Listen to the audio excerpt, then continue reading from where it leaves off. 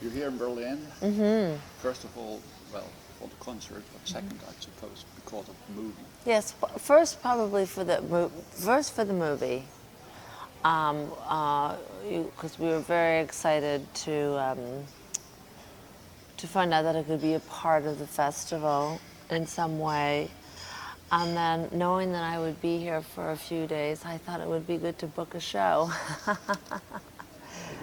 And because I didn't get to play Berlin on this last tour. So I brought some guitars and called a friend of mine, and he found me a little room that I can play in.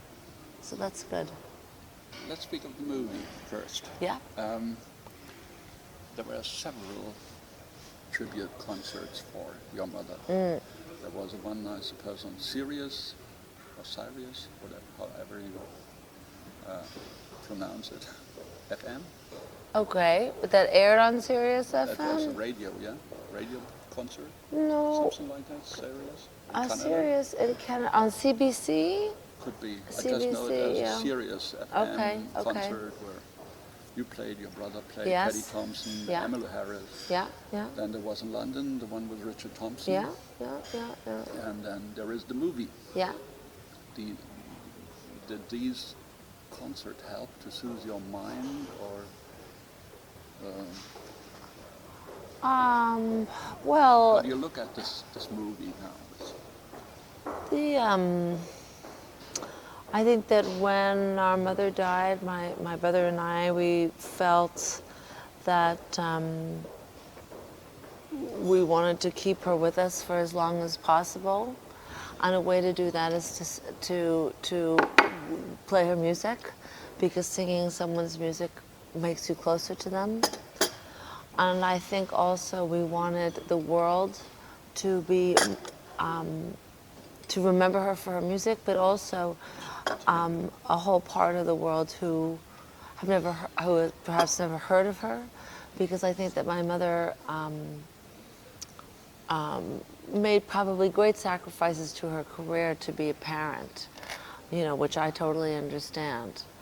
And I know that we both felt strongly that people needed to celebrate her through her music, and we did too, because it's so remarkable. Did it overcome, or did it help you yourself to overcome the grief as well? Certainly,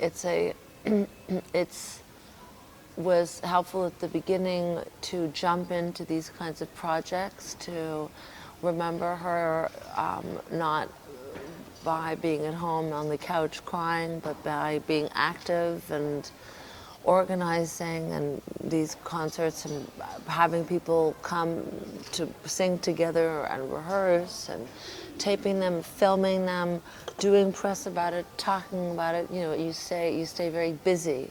You stay very focused on the person who she was. And then, when that starts to go away, then you are faced with the fact that they are no longer here.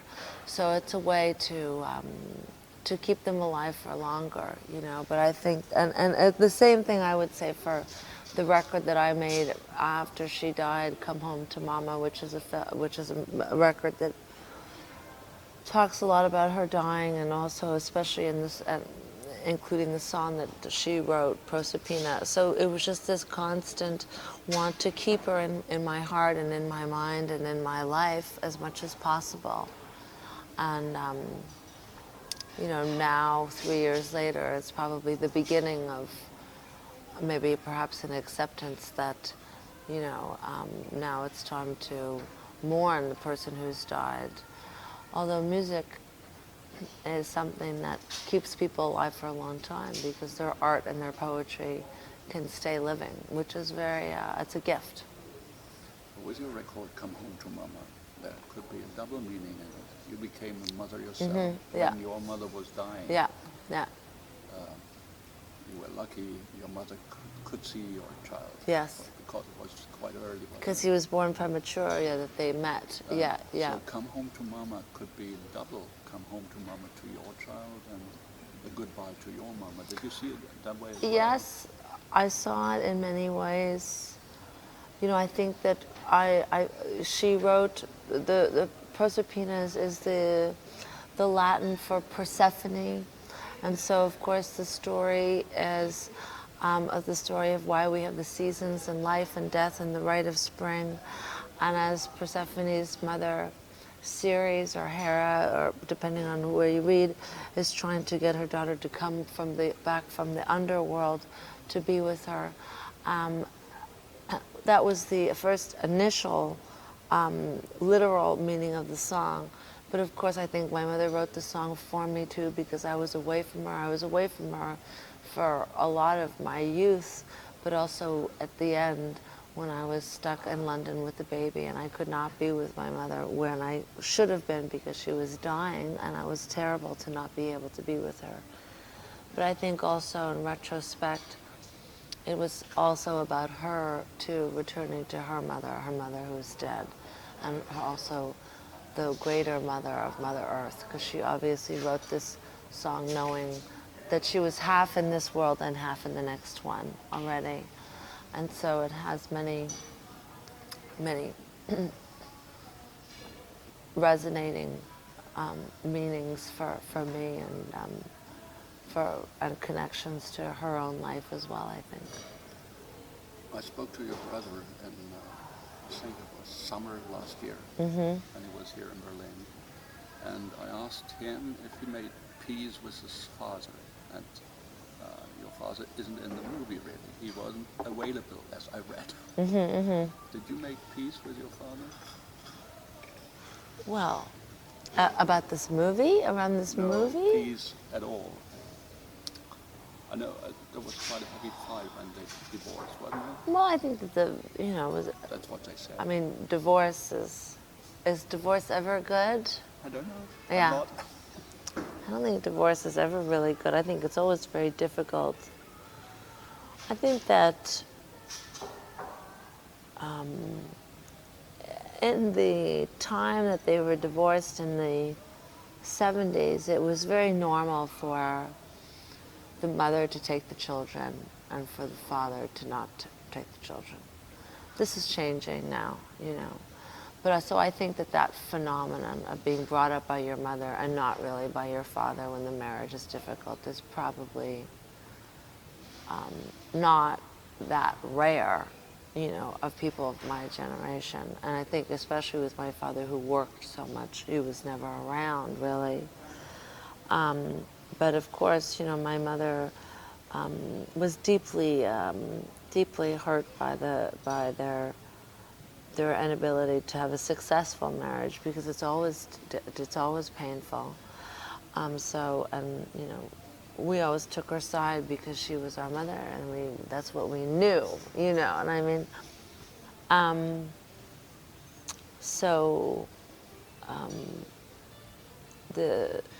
I don't know if it's possible to make a peace, because I don't know if it was ever really a war, if not just a complicated and circumstantial family situation, modern family situation. I mean, certainly now, my father helps me with my grandchild because he's the only one left on my side, and I'm glad that he's there. And I think it's easier for him to be a grandfather than a father, because you don't have to. You can do it in spurts. It's often easier, isn't it? Well, you can have, a day or two, and then, your job is sort of done. Yeah. So, but you were quite lucky. You were the child of two outstanding musicians. Yes. One who was once, looked at the new Bob Dylan. Yeah. On the other side, an icon of what I would call folk music. Yeah. To me, Kate and McGarrigle were always the icons. I always looked at them, especially their French album. It was, when it came out, it was spinning on my table, round and round and round. Yeah, it's hell. Yeah. It's hell for me, yeah. I'm just kidding, yeah. How much would you say were you influenced by the folk attitude of your mother, and how much of the Dylan-esque attitude of your father? I mean, you found your own way. Well, I think it's, I mean, you know, I sound different than my mother, I sound different than Rufus, I sound different than Loudon because you have to. But I think it's very obvious right away when you hear me and when you see me, you can see the resemblance, see the influence right away. I sound a little bit like my mother when I sing. Their interest in melody that the McGarrigles have, I have in my music. My father, I even physically move like my father on stage. I bang my left foot and stick out my tongue. Certainly in the way that I write songs about my personal life and my family life is definitely influenced by how they wrote songs and how they continue to write songs. So I mean, it's very obvious. We don't sound so much alike exactly, but I think it's very clear. You can see the parallels. You know, it's not. Have you ever thought of doing a record with your aunt? My Aunt Anna. Yeah. Well, I do work You with make Anna. miracles. Yeah, I do work with Anna a lot now because my mother used to help me with everything. She helped me to. She played a lot of piano for me on my records. She sequenced my records. She helped me pick songs. She told me which chords when I would call her and say, this song, what's the chord? And she would describe to me on the phone. And so I was missing that very much, and Anna has become that person who can help me musically, and so she's been very helpful. When we go to Montreal, I'll ask her to play piano on a show, but she is also very disturbed by the loneliness that she feels as a singer without Kate, because I think without Kate it's very, Anna doesn't like to sing, she doesn't sing, she doesn't play music without Kate. So, except if I ask her, or if Rufus asks her, and we say, can you please play piano, or can you please sing on this? Then we can get her out of her shell, or her own children can get her out of her shell. But in terms of her having ambitions to travel or do anything like that, she's not interested. You seem to be a musician with a very wide interest. Before you come home to mother, there was a lady called Edith Piaf. Yeah. Do you still regret Lien? Je regrette tout. No. No, I love doing the PF project. The PF project was a perfect project for me because I always wanted to work with Hal Wilner and the producer of that record, and it was his idea. And at first I thought it was a bad idea because she's so famous, but then he played for me so many of her songs, and I was really moved by a lot of the less famous ones, and I thought that the tribute album was not really a tribute to her, but more to the era of music and to the spirit of some of those songs. But isn't that all the music you do is a tribute to a special time in your life? Yes, well, there's the music that I do, which is very personal, the songs that I write that are very personal, but that is also juxtaposed to this other thing that I do a lot, which is to sing other people's songs, which I think is a great relief, to be able to sing other people's songs. And usually it's songs that are steeped in history, because myself, and I think my brother too, we have the kind of we were brought up listening to music our parents listened to and to music our grandparents listened to, so we sort of had this ear for perhaps music of older music, you know. And it is a relief to us because I write such personal songs, and so it's nice to be able to bounce that off of singing a standard, you know, singing Stormy Weather or singing Piaf, you know, and to have those two things live together. So in other words, if people would really listen to your songs and records, we wouldn't need an interview, wouldn't we? No, I mean, I do think that they're very revealing, my songs, and personal, but I also feel that they are very poetic, you know, and I'm interested in the sound of words. and a lot of them are aggressive and subversive. Some of them are subversive or emotional, but I hope also that they are also interesting, because I don't want to just complain about my life or describe the problems that I'm having. I want to try and create imagery and create some interesting phrases that could have a sense of humor, or that could be poignant, and so hopefully there is a form of artistry that exists too. So, would it be true to say you're the composer of words and your brother is the composer of operatic big themes? He's more into music and into the whole, I don't find the word now, sorry. Well, he has stories in his music that I probably don't have. I'm not as probably as creative as he is, in the sense of he uses characters in fiction and historical characters more than I do, where I have a tendency to write about human problems, through my own problems, but I think those that are suffered by everyone, but that are perhaps more mundane in a way. So in a way you're more the child of your parents than he is, because musically, probably, definitely. I mean, Rufus always knew what he wanted to do, and he didn't listen as much to my parents as much as I did when I was a kid growing up.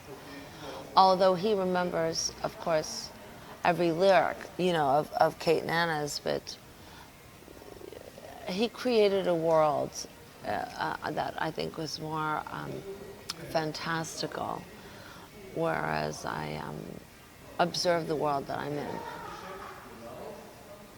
Last question. Saturday, the big concert. Will it just be you and the guitar? Oh, I love it. Thanks. Yeah. Thank you very much for the interview. Yeah, thank you. Would it be okay if I take a picture? Okay.